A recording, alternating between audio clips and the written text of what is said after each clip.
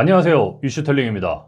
오늘의 최근 가세현 김세희 대표와 강용석 소장이 경찰에 잡혀가면서 화제가 되고 있는데, 저도 그동안 가세현 우파 대표 유튜브 채널로 응원하면서 즐겨보긴 했었습니다. 저도 좌파 쪽은 아니긴 하지만 중립기어 받고 이번에는 가세현의 실드가 어려울 것 같아요. 이게 언론 탄압이냐 아니면 법에 따른 절차에 의한 것이냐에 대한 제 생각을 말씀드려볼까 합니다. 여기서 가장 핵심이 되는 사람은 김병우 의원인 것 같은데, 이 사람에 대해서는 조금 이따가 말씀드리기로 하고, 우선 잡혀갈 때 상황을 한번 살펴보면 영장 집행 당시 김 씨는 경찰 동행 요구에 곧장 응했으나 강 변호사와 김 전 기자는 영장 집행에 불응하며 종일 경찰과 대치했지만 경찰 집문을 강제로 열면서 체포됐다. 이들은 사이버 명예훼손 모욕 등 혐의로 10여 건 이상 피소됐으나 10여 차례 넘게 이어진 경찰의 출석 요구에 응하지 않아 체포영장이 발부됐다. 김세희 대표가 영장 집행 때 집문을 따고 들어오는 상황을 동영상으로 찍어 유튜브 채널에 올린 게 있는데, 저렇게 입구 자물쇠 부시고 들어옵니다.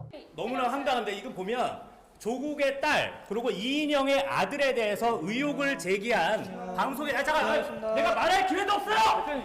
그래도 오랜 시간은 안 걸릴 거고 조금은 말할 시간을 주는 건 어렵지 않았을 텐데, 저렇게 끌고 가는 건 좀 아닌 것 같긴 해요. 김세희 대표와 강용석 소장이 잡혀간 후 가세현의 김소연 변호사는 예전에 강용석 소장이 소환 조사에 응했었고, 그때 물어봤던 건 사건과 관련 없는 가세현의 재무 상태를 물어봤다고 해요. 정말 물어봤다고 하면 검찰 니네 무슨 부동산이야? 거기서 무슨 재무 상태를 물어봐. 그래서 저는 그동안 가세현 즐겨보는 채널이기도 했고, 국가에서 언론을 너무 탄압하는 것 같다라는 생각이 들긴 했었습니다. 우파 쪽에 가세현 있으면 좌파 쪽에도 김어준 있잖아. 털어서 먼지 안 나올 수 있을까? 좌파 어른인 민주당에서 우파 일개 유튜버인 가세현을 잡아 가둔 건데, 이런 시나리오 오면 군사정권 이후로 엄청난 사건일 거고, 여기 대한민국은 언론의 자유도 없는 민주주의 국가가 아닌 공산주의 국가일 거예요. 그런데 다시 김세희 대표 영상으로 돌아가 보면, 지금 김세희 씨는 조국 씨, 조민 씨,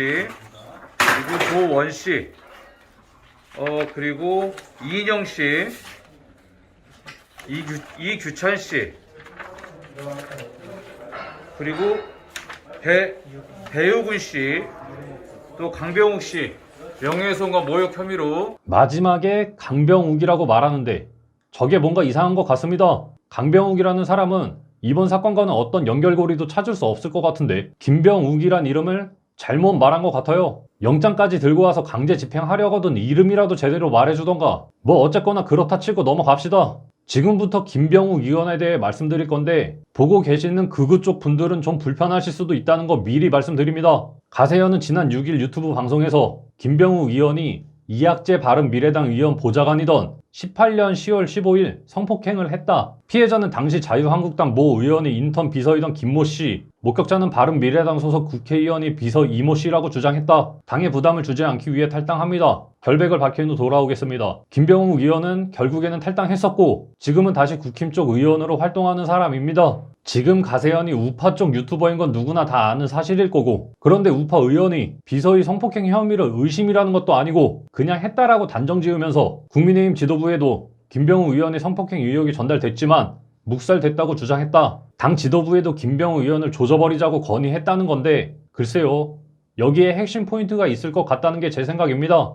저와 제 가족의 인격과 명예를 짓밟는 저열한 작태를 용납할 수 없습니다. 그리고 이 당시 피해 여성은 입장을 내놓았다고 합니다. 해당 의원과는 일체의 불미스러운 일도 없었음을 밝힙니다. 당사자 의사는 물론 사실관계조차 확인되지 않은 일방적인 허위사실 유포로 인해 고통받고 있는 저의 입장을 생각해 주시고 더 이상 억측은 자제해 주시길 바랍니다.